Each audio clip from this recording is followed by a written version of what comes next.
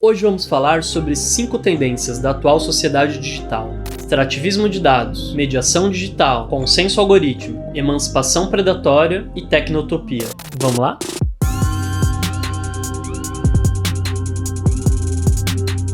A lógica que impulsiona o desenvolvimento da Big Tech é a do extrativismo de dados, em que os usuários são estoques de informações valiosas. Olhar para a economia digital com esse enfoque esclarece uma série de coisas. Por exemplo, os problemas da distração ou da fadiga online. Geralmente se dá uma resposta moralista e paternalista, de que a internet está nos deixando burros e que a gente tem que ser responsável o suficiente para se controlar, quando na verdade isso pode ser explicado como uma consequência natural dos modelos extrativistas de dados adotados pelos provedores de conteúdo.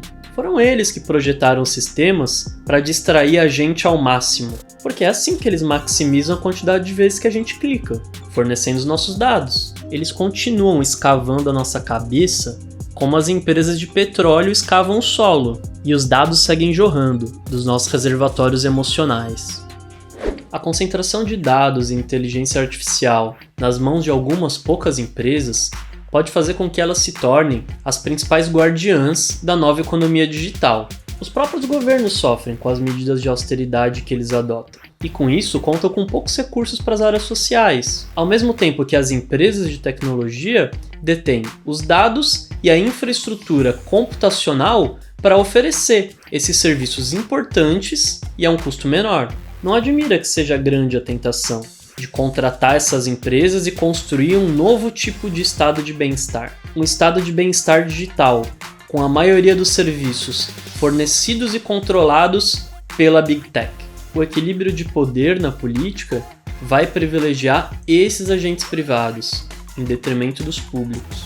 A gente vai acabar recorrendo a essas empresas de tecnologia americanas, e não aos nossos governos locais, para a resolução de conflitos ou ataques cibernéticos, por exemplo.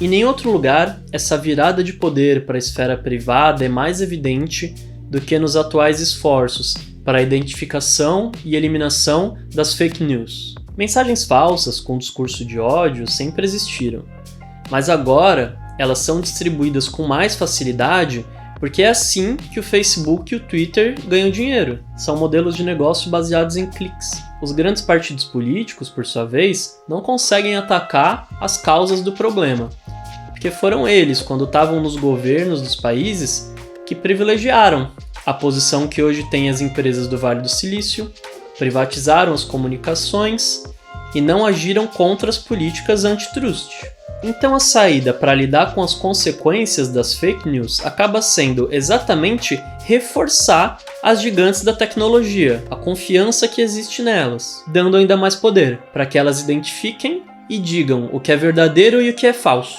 Ainda que eles recrutem parceiros do mundo do jornalismo para assegurar a legitimidade dos seus esforços, só é possível combater em larga escala com o uso de tecnologia preditiva, que se baseia num consenso algorítmico.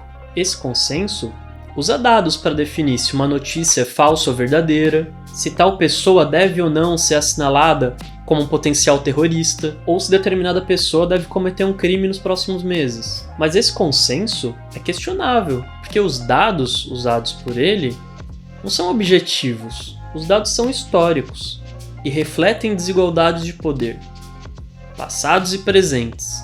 As linhas de código não são neutras. Com tantas consequências negativas, por que o regime de extrativismo de dados não gerou um descontentamento generalizado? Essa é uma boa pergunta.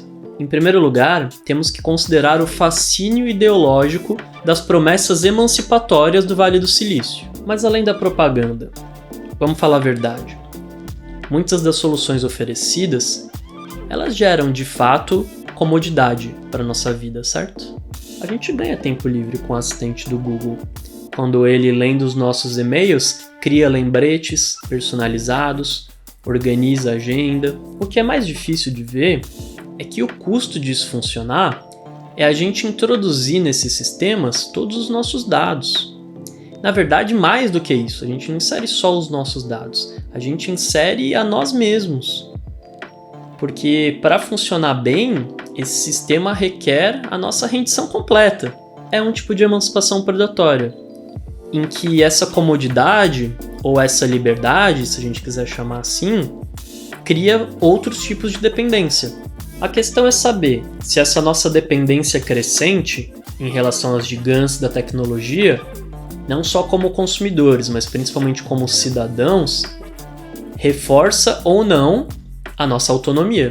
Existe uma ideologia a respeito da benevolência do setor tecnológico. Afinal, não é graças à tecnologia que aqueles antes alijados da sociedade, agora a partir de aplicativos, têm direito a fazer empréstimos? Não é por meio da tecnologia que aqueles pais que não conseguem pagar uma babá, agora por causa do YouTube, podem deixar a criança por 1 hora lá assistindo vídeos? Muita gente vê um futuro mais descentralizado, humanizado, amistoso, para pessoas e para o meio ambiente, chegando até a imaginar algo como um nirvana, igualitário e ecológico, pós-capitalista.